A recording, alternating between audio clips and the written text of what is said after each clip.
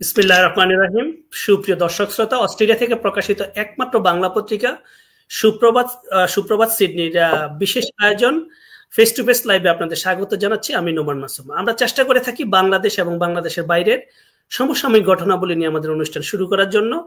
আমরা ঠিক তার ব্যতিক্রমে না গিয়ে আমরা চেষ্টা করেছি যে বর্তমান যেই প্রেক্ষাপট চলতেছে, বাংলাদেশের প্রেক্ষাপট বর্তমান যে আপনারা জানেন, সেই বৈষম্য বিরোধী ছাত্র আন্দোলনের পর থেকে বাংলাদেশ যাবে কোন পথে, বাংলাদেশের গতি প্রকৃতি কোথায় আমরা ছিলাম, সত্যিকার অর্থে আমরা এই জেনারেশন বাংলাদেশ কোন পথে যাবে, বাংলাদেশ কিভাবে পুনর্নির্মাণ হবে, বাংলাদেশের সংবিধান কোন দিকে যাবে, বাংলাদেশের বহির্বিশ্বের রাজনীতি কিভাবে যাবে, পররাষ্ট্র নীতি কিভাবে যাবে, তার একটা সুন্দর সমীকরণ এসে মিলে যাচ্ছে আপনারা দেখবেন 2025-এ। এবং ঠিক এই ছাত্র আন্দোলনের পরবর্তীতে বাংলাদেশের যে গতি প্রকৃতি, ইউনিট সরকার যেভাবে ধীরে ধীরে পথ চলা শুরু করেছেন, আমাদের এখান থেকে আসলে আমাদেরকে চিন্তা করতে হবে যে বাংলাদেশের ভবিষ্যৎমুখীটা কোন দিকে যাবে। সো যে বাংলাদেশ নিয়ে যারা চিন্তা করেন, বাংলাদেশের এই যে সমৃদ্ধি, বাংলাদেশের ভবিষ্যৎ পরিকল্পনা নিয়ে যারা চিন্তা করে থাকেন, তার মধ্যে খুব অন্যতম আমরা লক্ষ্য করেছি কয়েকজনের মধ্যে মেজর অবসরপ্রাপ্ত দেলোয়ার হোসেন খান, যাকে আমরা খুব অধিক পরিচিত ডেল হিচ খান নামে আমরা চিনে থাকি। আমরা পরিচয় করিয়ে দিচ্ছি ডেল হিচ খান, আজকে আমাদের অনুষ্ঠানের একমাত্র অতিথি।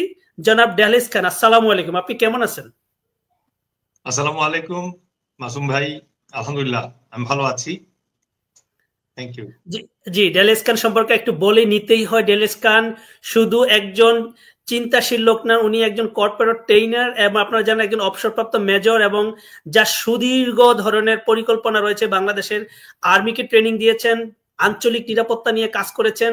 তো আসলে আমি সর্বপ্রথম ডেল হিচ খান সম্পর্কে জানতে চাইবো যে আমি আসলে প্রাসঙ্গিকতার বাইরে যে আমরা আসলে আমাদের মূল আলোচ্য বিষয় আজকে আমাদের বাংলাদেশ এবং তার প্রতিবেশী, বিশেষ করে ভারতের সাথে আমাদের যে সম্পর্ক। তো আমি প্রথমেই একটু মিস্টার ডেল হিচ খান সম্পর্কে আপনি একটু যে আপনার সম্পর্কে একটু বলতেন, যে আপনার কর্মময় জীবন সম্পর্কে দুই মিনিট, তারপর আমরা মূল লাইনে চলে যাবো আর কি ইনশাআল্লাহ। জনাব ডেল হিচ খান। ধন্যবাদ নোমান মাসুম ভাই, এবং আপনার মাধ্যমে আপনার দর্শক যারা আছে তাদের সবাইকে আসসালামু আলাইকুম জানাচ্ছি। আমি রিটায়ার্ড মেজর মোহাম্মদ দেলোয়ার হোসেন, এবং কমনলি আমার লেখালেখির সুবাদে ডেল এইচ খান নামে পরিচিত বাংলাদেশে। আমি প্রায় 20 বছর বাংলাদেশ সেনাবাহিনীতে চাকরি করার পর মেজর র্যাঙ্কে স্বেচ্ছায় অবসরে আসি, এবং বাইরে আসার পরে বিভিন্ন কর্পোরেট এবং প্রাইভেট কোম্পানিতে চাকরি করার সুবাদে অভিজ্ঞতা অর্জন করার চেষ্টা করেছি এবং স্টিল করছি। এর পাশাপাশি আমি বাংলাদেশ যে ট্রেনার্স অ্যাসোসিয়েশন অফ বাংলাদেশ, সেটার ট্রেজারার হিসেবে এই মুহূর্তে কাজ করছি।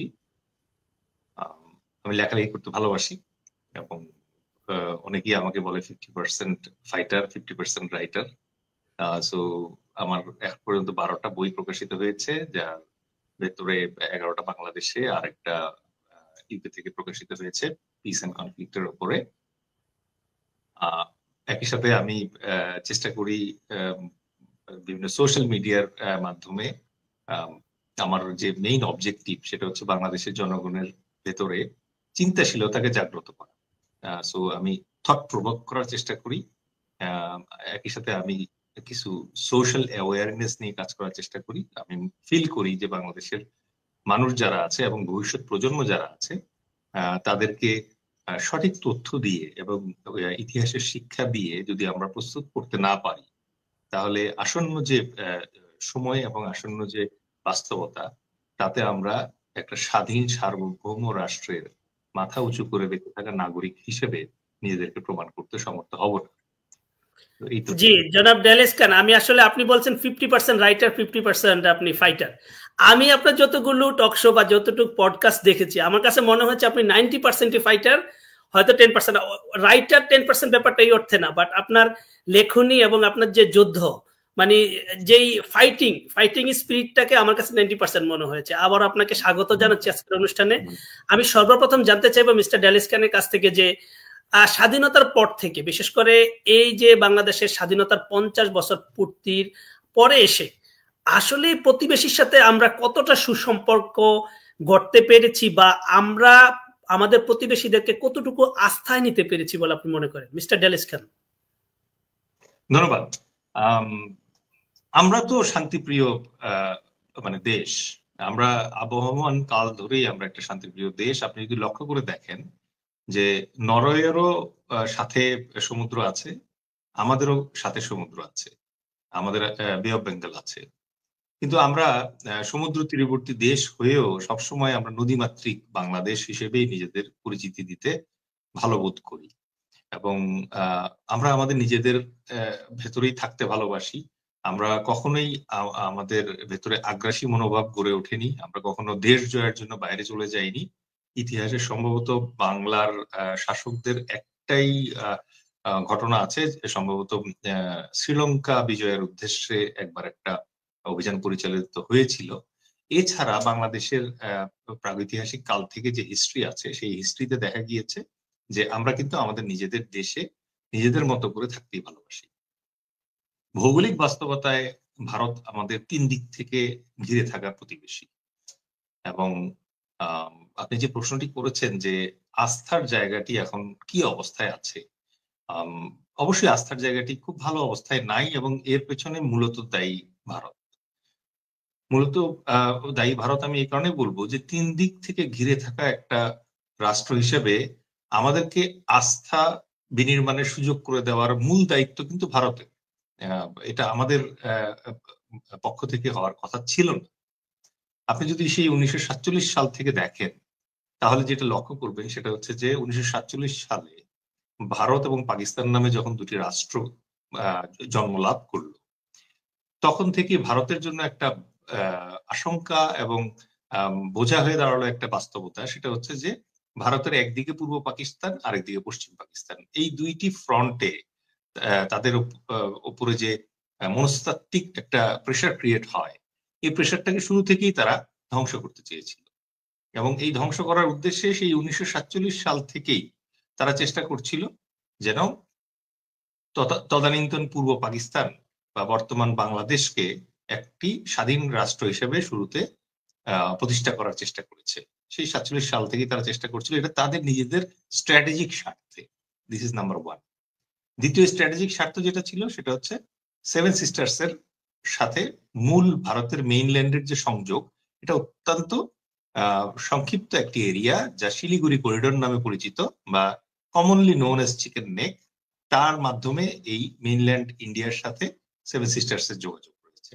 সুতরাং স্ট্র্যাটেজিক কারণে ওই শিলিগুড়ি করিডোরের উপর প্রেশার কমানোর জন্য শুরু থেকেই ভারত চাচ্ছিল যেন বাংলাদেশের ভেতর দিয়ে পর্যাপ্ত পরিমাণে ট্রানজিট এবং করিডোর 7 সিস্টার্স এর সাথে এস্টাবলিশ করা যায়, যেন ওই অংশটার সাথে তাদের সংযোগ আরো নিবিড় হয়।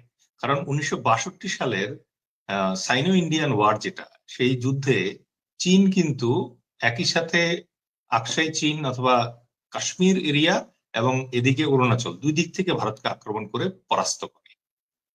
20 অক্টোবর 1962 সালে যে যুদ্ধ শুরু হয়, 20 নভেম্বর 1962 সালে 1 মাস পর ভারত ওই যুদ্ধে পরাস্ত হয়, আত্মসমর্পণ করে, এবং চীন তখন একটা ইউনিল্যাটারাল সিজফায়ার ডিক্লেয়ার করে পিছিয়ে যায়। তো ওই অভিজ্ঞতার প্রেক্ষিতে তারা তাদের মাথায় সবসময় ছিল যে বাংলাদেশের ভেতর দিয়ে যেন ট্রানজিট এবং করিডোর সবসময় নিশ্চিত করা যায়, যেন 7 সিস্টার্স এর উপরে তাদের গ্রিপটা ভালোভাবে থাকে, এবং অফকোর্স তাদের ভৌগোলিক অখণ্ডতা রক্ষা করার দায়িত্ব তাদের। সুতরাং সেটা করতে গেলেও বাংলাদেশের ভেতর দিয়ে ট্রানজিট এবং করিডোরের বিকল্প তাদের খুব একটা নাই। তো এরকম বাস্তবতায় তাদের উচিত ছিল আমাদেরকে আস্থায় আনা, তাদের উচিত ছিল আমাদের সঙ্গে সুসম্পর্ক বজায় রাখা। তারা কি সেটা করেছে? তারা সেটা করেনি। ঐতিহাসিকভাবে তারা হায়দ্রাবাদের মতো একটা প্রিন্সলি স্টেটকে দখল করে নিয়েছিল। অপারেশন পোলো নামের 5 দিনের একটা অপারেশনের মাধ্যমে তারা হায়দ্রাবাদের নিজাম এবং তার যে বাহিনী ছিল রাজাকার্স, তাদেরকে পরাস্ত করে এই হায়দ্রাবাদকে তাদের ম্যাপের ভিতরে ঢুকিয়ে ফেললো। এবং এই 5 দিনের যুদ্ধের পরে মুসলমানদের উপরে সেখানে যে কি পরিমাণ ব্রুটালিটি এবং অত্যাচার হয়েছে তার একটা কমিশন গঠন করা হয়েছিল। সেই কমিশনের রিপোর্ট 2013 সাল পর্যন্ত গোপন করে রাখা হয়েছিল, বাট হায়দ্রাবাদকে দখল করা হয়েছিল 1948 সালে। এই দীর্ঘ সময় ধরে এই যে ব্রুটালিটি, এটা লুকিয়ে রাখা হয়েছিল, কারণ ওই কমিশনের তদন্ত রিপোর্টে উঠে এসছে যে হায়দ্রাবাদ দখলের পর ভারতীয় বাহিনী সেখানকার মুসলিম যে জনগণ ছিল তাদের উপরে যে পরিমাণ নৃশংসতা দেখিয়েছে, প্রায় 40,000-এর বেশি মুসলমানকে তারা হত্যা করেছে বলে ওই রিপোর্টে আছে। এখন হায়দ্রাবাদের পরে তারা কি করলো, 1972 সালে এসে সিকিম দখল করে ফেলল। সিকিম দখল করে তাদের রাষ্ট্রের সাথে আরেকটি নতুন প্রদেশ হিসেবে অ্যাড করে ফেলল। এই ধরনের আচরণ যখন একটা প্রতিবেশী যারা আমাকে 3 দিক থেকে ঘিরে রেখেছে তার কাছ থেকে এই ধরনের আচরণ কিন্তু আমাদেরকে শঙ্কিত করে। সুতরাং আস্থা আনার দায় কার? আস্থা দেবার দায় ভারতের। জি মিস্টার ডেলেস্কান, আমি একটু সাথে একটু যুক্ত করতে চাই শ্রদ্ধার সহিত, যে আপনি দেখবেন যে বাংলাদেশ এবং ভারতের সাথে যখন সম্পর্কের কথা বলা হয়, সম্পর্কটার কথা বলা উঠলেই বাংলাদেশের রাষ্ট্রগতভাবে এবং জনগণের মধ্যে মানে প্রচন্ড একটা ভারত বিদ্বেষী মনোভাব তৈরি হয়। আপনি দেখেন যে আমরাও ফিল করি ভারত আমাদের 3 দিক থেকে খুব নিকটতর প্রতিবেশী, আমরাও চাই ভারতের সাথে সাথে আমাদের সুসম্পর্ক থাকার। কিন্তু এই যে বাংলাদেশের মানুষ তারা জানে যে আমি ভারতের সাথে দ্বিমত পোষণ করাটা 3 দিক থেকে একটা প্রতিবেশী আমাদেরকে গ্রাস করে রাখা, একটা কাইন্ড অফ এন্ডেঞ্জারের মতো একটা অবস্থা তৈরি হওয়া, কিন্তু তারপরে আমরা কিন্তু সেই মনোভাবটা আমাদের ফুসে উঠে। এটা কি অনেকটা সেই সিকিম দখল করা বা হায়দ্রাবাদ দখল করা একই মনোভাবের কারণেই বাংলাদেশিদের মধ্যে এই ভাবটুকু তৈরি? কি মনে করেন আপনি এই ব্যাপারটা নিয়ে? দেখেন, ভারতের একটা হেজিমনিক টেন্ডেন্সি তো শুরু থেকেই ছিল, এবং এই কারণেই ভারতের আজকের অবস্থা দেখেন। কানাডাতে তারা শিখ নেতা নির্জারকে হত্যা করেছে। এই শিখ নেতা নির্জারের যদি আপনি পেছন দিকে আসেন তাহলে দেখবেন যে ভারতে শিখদের একটা আন্দোলন ছিল। এই আন্দোলনকে তারা অপারেশন ব্লু স্টারের মাধ্যমে ব্রুটালি এটাকে কি মানে তখন ধ্বংস করে, এবং শিখদের যে ধর্মীয় প্রতিষ্ঠান আছে সেই প্রতিষ্ঠানের ভেতরে ভারতীয় আর্মি ঢুকে গিয়ে তাদেরকে হত্যা করে এই যে আন্দোলনটা আছে এই আন্দোলনটাকে দমানোর চেষ্টা করেছিল, এবং তবে শক্তিশালীভাবে দমিয়েছে তখন। তো এই আন্দোলনেরই অফশুট হচ্ছে নির্জার, যে কানাডাতে ছিল। অলরেডি নির্জার কানাডিয়ান নাগরিক। ভারত করলো কি, নির্জারকে তাদের রয়ের লোকজনের মাধ্যমে ওখানে হত্যা করলো। হত্যা করার ফলে আজকে কানাডার সাথে ভারতের সম্পর্ক কিন্তু তলানিতে এসে ঠেকেছে। এরপরে একই ধরনের কাজ তারা করার চেষ্টা করেছিল ইউএসএ তে, কিন্তু সেটা সফল হয়নি। ইন্টেলিজেন্স কিন্তু অলরেডি এটা নোটিস করেছে, এবং ইউএস এর সাথেও কিন্তু এই কারণে ভারতের সম্পর্ক, পররাষ্ট্র যে সম্পর্ক আছে এই সম্পর্কটি অত্যন্ত নাজুক অবস্থায় আছে। কারণ ইউরোপিয়ান অথবা প্যান আমেরিকান একটা সয়েলে গিয়ে আপনি মনে করেন যে ওখানকার সিটিজেনকে মারার চেষ্টা করবেন, এটা তো তারা সহজভাবে নেবে। এবার আসে রিজিওনাল কনটেক্সটে। রিজিওনাল কনটেক্সটে ভারতের একমাত্র মিত্র হচ্ছে ইসরায়েল। এছাড়া ভারতের যত প্রতিবেশী আশেপাশে আছে তাদের কারোর সাথেই তাদের সম্পর্ক ভালো নেই। মালদ্বীপের সাথে সম্পর্ক খারাপ, শ্রীলঙ্কার সাথে সম্পর্ক খারাপ, পাকিস্তান তাদের আর্ক রাইভাল, নেপালের সাথে সম্পর্ক খারাপ, ভুটানের সাথে সম্পর্ক খারাপ হয়েছে। বাকি ছিল বাংলাদেশ, বাংলাদেশের সাথেও তাদের সম্পর্ক খারাপ হয়ে গেল। কেন এই সম্পর্ক খারাপ হওয়া এবং কেন এই আস্থাহীনতা? এবং আপনি যে প্রশ্নটি করেছেন যে কেন বাংলাদেশের জনগণ কমনলি ভারত বয়কট অথবা ভারতের এগেইনস্টে ঘৃণা পোষণ করছে, এই ঘৃণা কিন্তু শুরু থেকে সেভাবে ছিল না। আমাদের সাথে তাদের কিন্তু অর্থনৈতিক যোগাযোগ, মেডিকেল ট্যুরিজম, নর্মাল ট্যুরিজম, এই যাওয়া আসা এগুলো ঐতিহাসিকভাবেই ছিল।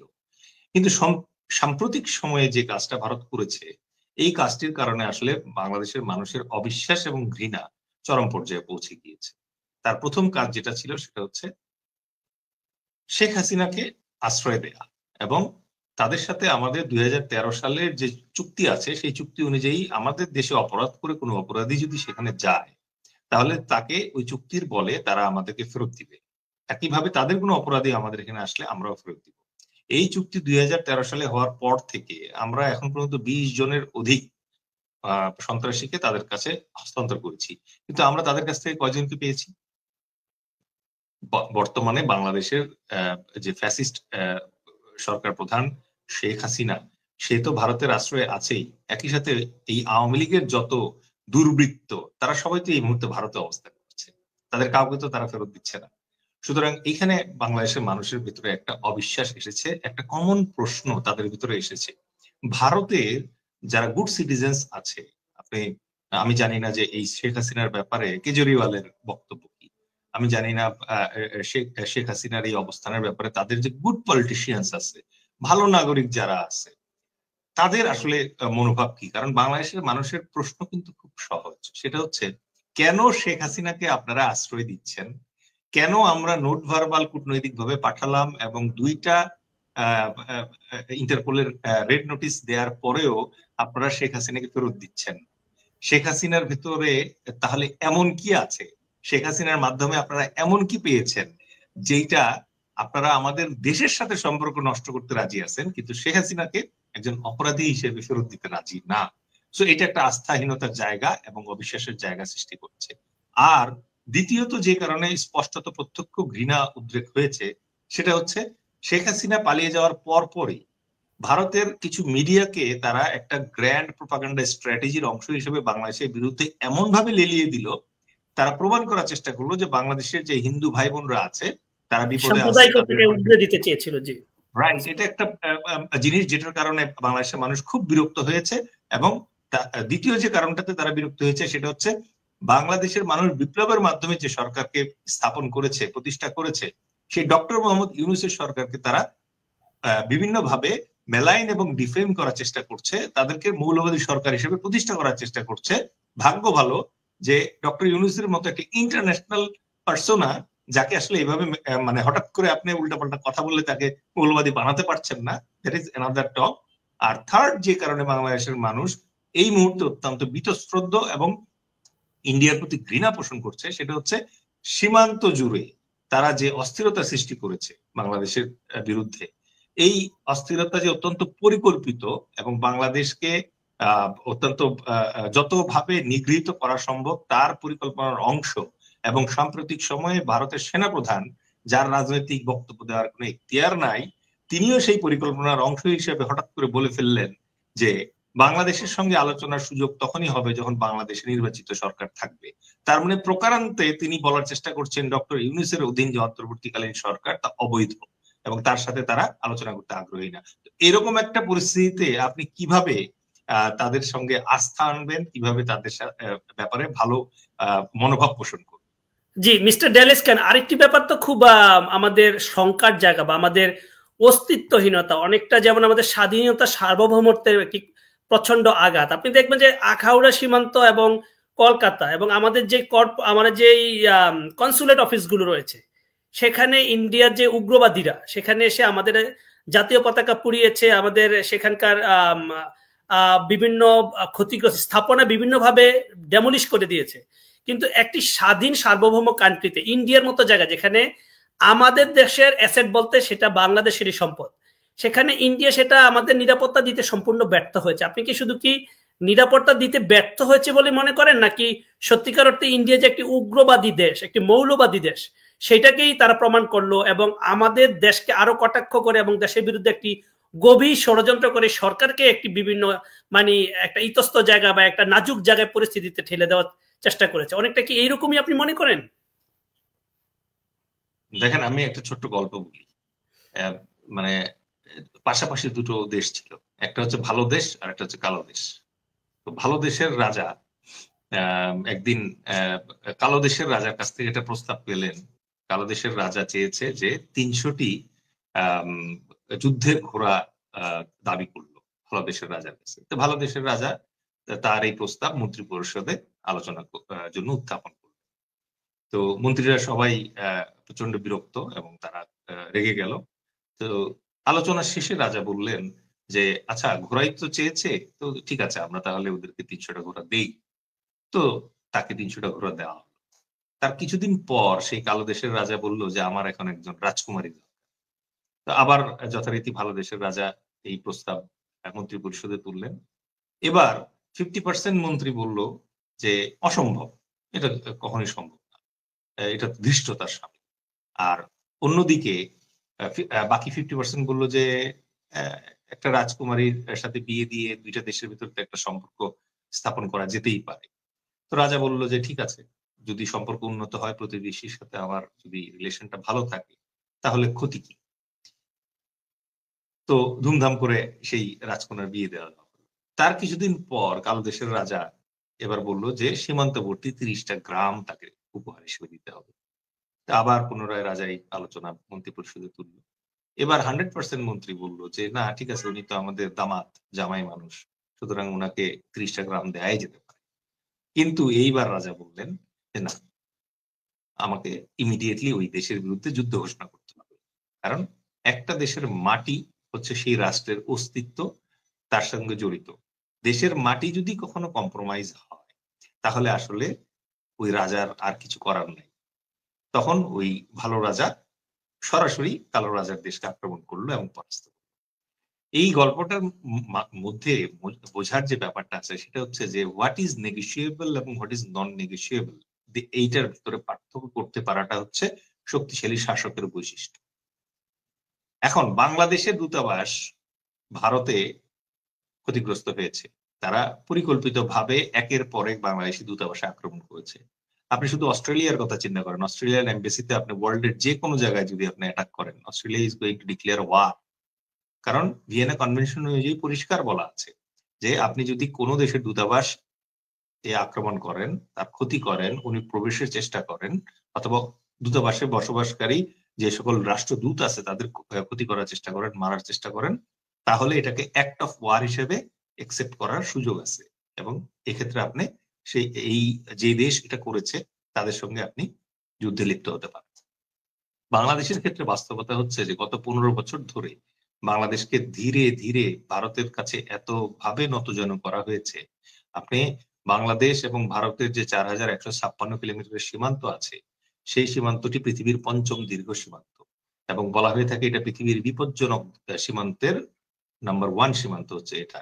গত 2020 সাল থেকে 500-র বেশি লোককে তারা সীমান্তে গুলি করে হত্যা করেছে।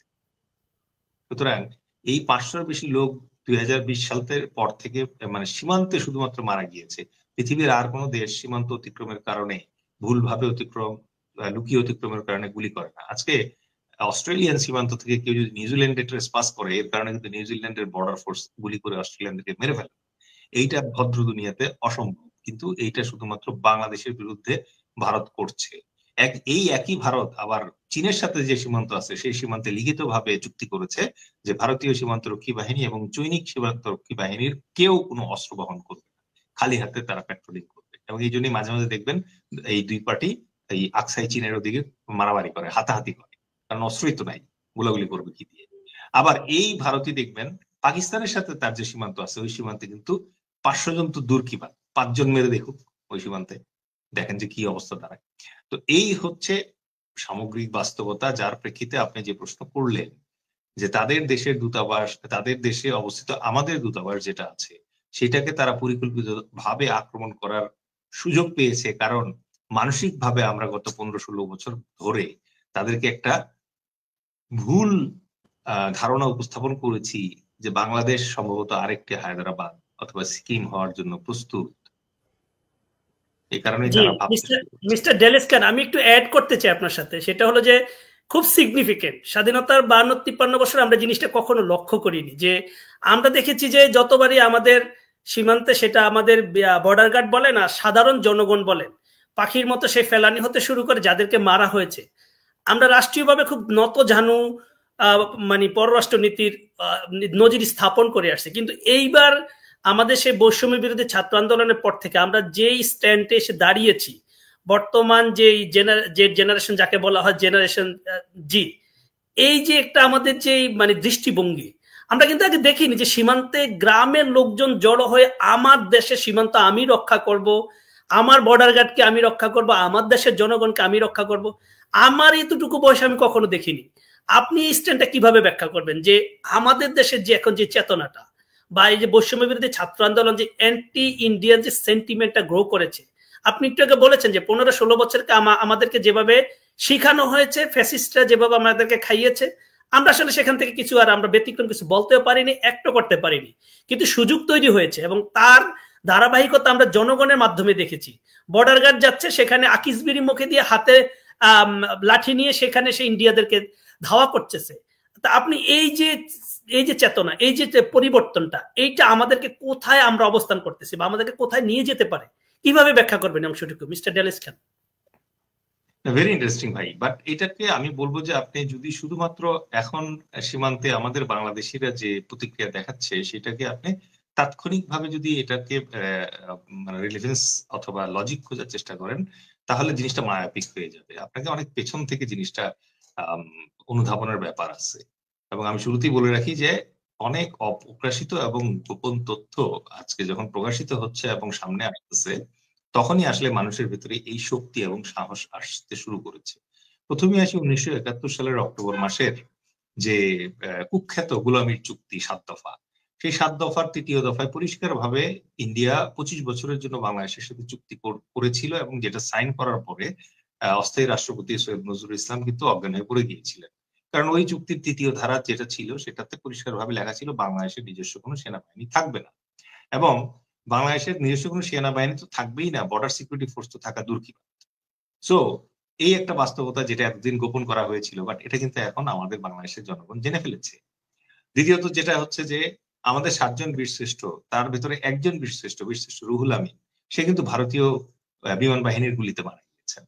এই জাতীয় তথ্য কিন্তু আগে গোপন করা হতো, এখন কিন্তু এই তথ্য আর গোপন থাকছে না। তৃতীয়ত, যেমন ধরেন একটা ছবি খুব আগে আলোচিত হতো যে একজন 1971 সালের একজন সৈনিক একজন বাঙালির লুঙ্গি খুলে ভেতরে কিছু আছে কিনা চেক করছে। এই ছবিটাকে এতদিন ধরে ফ্যাসিস্ট গভর্নমেন্ট এটাকে বলতো যে এটা পাকিস্তান সেনাবাহিনী বাংলাদেশিদের চেক করছে। আসলে বাস্তবতা ছিল হচ্ছে এটা ইন্ডিয়ান সেনাবাহিনী আলবদরের অথবা রাজাকার সন্দেহে কাউকে চেক করছে। এই জাতীয় বিভিন্ন জায়গায় তথ্য ইচ্ছাকৃতভাবে গোপন করা হয়েছে, এই জাতীয় ভাবে বিভিন্ন জায়গায় তথ্য ইচ্ছাকৃতভাবে বিকৃত করা হয়েছে। কেন বিকৃত করা হয়েছে? যেন ভারতের অ্যাডভান্টেজে যায়। বাংলাদেশের মানুষ যখন জানে যে 2023-24 সালে আমাদের দুই দেশের ভিতরে 17 বিলিয়ন ইউএস ডলারের ট্রেড হয়েছে, যার ভিতরে বাংলাদেশ শুধুমাত্র 2 বিলিয়নের সামান্য কিছু বেশি ট্রেড করেছে, বাকি সবটাই আসলে ইন্ডিয়া করেছে। এই যে ট্রেড ডেফিসিট, এটার ব্যাপারটা সবার সামনে চলে আসছে। বাংলাদেশের জনগণ যখন জানতে পারে যে প্রতি বছর 16 বিলিয়ন ইউএস ডলার বাংলাদেশ থেকে বাইরে পাচার হয়ে গেছে, যার একটা বড় অংশ ভারতীয়দের সহায়তায় গিয়েছে। আপনি আদানির সাথে বাংলাদেশের চুক্তি যদি লক্ষ্য করেন, যেটা এখন সবাই জানে, এটার অত্যন্ত ন্যাক্কারজনক একটি চুক্তি, দেশ বিক্রি করা চুক্তি। তো এই জাতীয় জিনিসগুলো যখন মানুষের চোখের সামনে আসে এবং মানুষ যখন এই তথ্যের ভেতরে নিজেকে আবিষ্কার করে, তখন ন্যাচারালি মানুষের ভিতরে ক্ষোভ জমা হয়। আর এই ক্ষোভেরই বহিঃপ্রকাশ কিন্তু আপনি সীমান্তে দেখতে পাচ্ছেন। বাংলাদেশের মানুষ বরাবরই জন্মগতভাবে তারা সাহসী। সো আমরা খুব রেজিলিয়েন্ট, আমরা কিন্তু প্রচুর প্রেসারের পরেও দেখবেন যে আমরা টিকে থাকতে শিখেছি। আমাদের দেশে প্রতি বছর ঘূর্ণিঝড় ঝড় হয়, বন্যা হয়, বিভিন্ন ধরনের প্রাকৃতিক দুর্যোগের পরেও কিন্তু আমরা টিকে থাকা শিখেছি। সুতরাং আমাদেরকে জবরদখলের ভয় দেখিয়ে অথবা দমিয়ে রাখার ভয় দেখিয়ে ওভাবে কখনোই এর আগে সুযোগ হয়নি, সম্ভব হয়নি। ঐতিহাসিকভাবে আপনি যদি দেখেন, বাংলাদেশ সুস্পষ্টভাবে বহিঃশক্তির অধীনে একদম নতজানু হয়ে কখনোই ছিল না। এই জন্যই বাংলাদেশের ইতিহাস দেখবেন যে প্রচুর বিদ্রোহ, প্রচুর প্রতিরোধের সংগ্রামী ইতিহাস। সুতরাং এই কারণেই আমার ধারণা যে সীমান্তে আপনি আজকে যে প্রতিবাদ দেখতে পাচ্ছেন, এটা এ কারণেই সম্ভব হয়েছে, কারণ বাংলাদেশের মানুষ আবারও একটা মুক্তি পেয়েছে এবং তাদের চিন্তা এবং চেতনায় যে আরোপিত মিথ্যা ছিল সেটা যখন সরে গিয়েছে, তখন তারা বুঝতে শিখেছে যে এই দেশ রক্ষা করার জন্য অন্য কেউ আসবে না, আমাদের দেশ আমাদেরই রক্ষা করতে হবে। মিস্টার ডেলিস খান, আমরা 1 মিনিট সময়ের মধ্যে অনুষ্ঠানটা শেষ করবো। আমি ছোট্ট আকারে লাস্টের প্রশ্নটা আপনার কাছে রাখতে চাই। সত্যিকার অর্থে আমরা এই যে ফ্যাসিস্টের যেই শাসন, 16-17 বছরের শাসন, এবং ইন্ডিয়ার কাছে আমরা যে গত 20-50 বছর বা 50-এরও অধিক বছর ধরে মার খাচ্ছি, এক অর্থে সত্যিকার অর্থে বাংলাদেশিরা যেভাবে জেগে উঠেছে, আপনি কি মনে করেন যে আমাদের এই বর্তমান চেতনাটা বা এই জেনারেশনের এই উপলব্ধিটা যদি কন্টিনিউয়েশন হয়, তাহলে কি আমরা সত্যিকার অর্থে ইন্ডিয়াকে রুখে দিতে পারবো?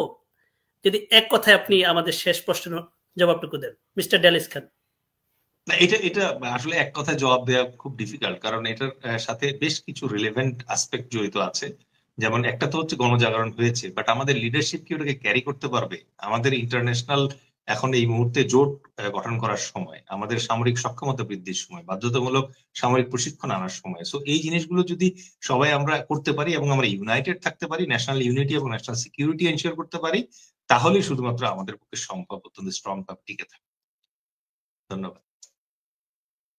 মিস্টার ডেলিস খান, অনেক কৃতজ্ঞতা জানাচ্ছি এবং আবারও শুভেচ্ছা জানাচ্ছি যে আপনার এত ব্যস্ততম সময়ের মধ্য থেকে সুপ্রভাত সিডনিকে সময় দিয়েছেন।